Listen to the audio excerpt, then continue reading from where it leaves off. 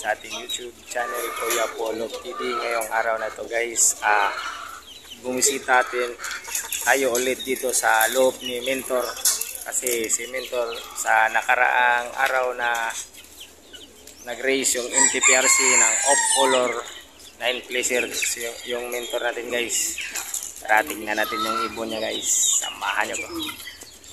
Ayun nga guys, dito na tayo sa loob ni Mentor. Ito yung naging 9 placer niya guys. Kapatid ng grisil ko yan guys. Yung grisil ko na nandun sa loob, kapatid niya yan. Yung naging 9 placer niya ngayong off-color MTPRC. Katatapos lang ng off-color MTPRC guys. Kita nyo naman, ang dami pa ring ibon. Lahat yan ilalaro, puro banded.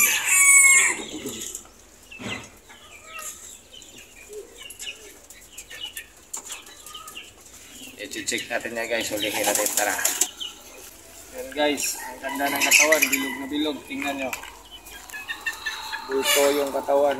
Ito yung naging 9 placer niya guys, sa MTPRC of color category. Isang grisil. Tingnan nyo, pakpak ko.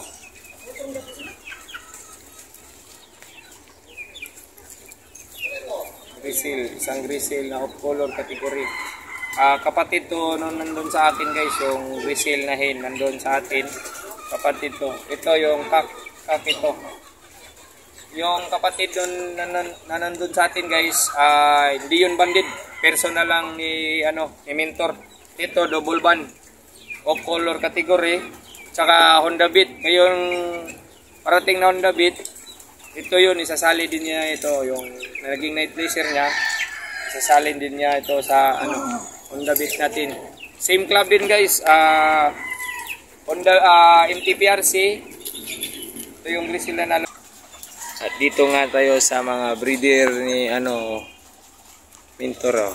Yung mga breeder niya sinasala ngayon, isang red checkered tsaka isang dark checkered. Yun. Dito naman sa kabila, lipat tayo sa kabila. At dito naman nakita nyo isang mga malapit ng lumipad, tsaka yung kak na lang ang natira. Ito pala yung binigay ni Mentor na nandun sa atin sa loob guys.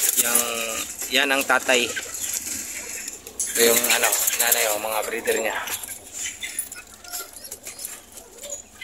Yung pala, yung may grisil pala siyang dito guys, of color din grisil. Ito guys of color na grisil niya guys, pero yung anak niya ay puti. Tingnan nyo, puti yung anak. Ganda ng guys, puti yung anak. Grisil, puro grisil ba yung na-breed niya, tapos puti yung anak. Ang ganda niyan guys. Masubukan natin yan guys, masubukan ni Mentor yan. Kukuha din tayo ng linyada niyan. Ito naman sa kabila. Ito naman guys, ang ganda. Ito yung mga datihan niya, mga breeder. Ang ganda. Ang lulupit. Gandang ibon. At dito naman tayo sa stocklop niya. Tingnan natin. Tara. Yun guys, kung gusto nyong bumili guys, dami na yan guys, sa stock lang to guys, stock. Punta lang kayo dito.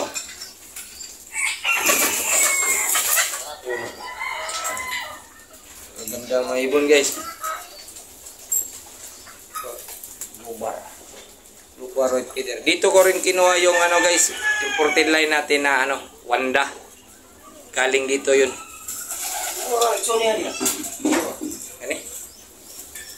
Ayun mga kapatid yan guys, yung mga blue bar pala yung yung pakpak yan, tsaka yung nandun sa kabila sa dulo, ang dami pa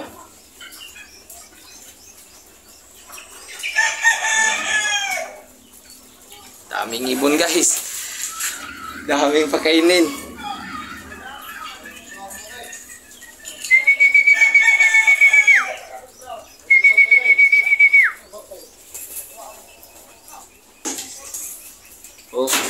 Labas tayo guys para makakain ang mga ibon natin. Kita na natin yung ni Mentor, yung grisil niya. Nahawakan na natin yung grisil. Ang ganda ng katawan, bilog na bilog. Ang gandang ibon guys. Bukas update ko kayo sa bagong update, bagong upload natin, yung puntahan natin yung loop ni Haring Amay. Baka payagan tayo. Hanggang dito na tayo guys. Bye.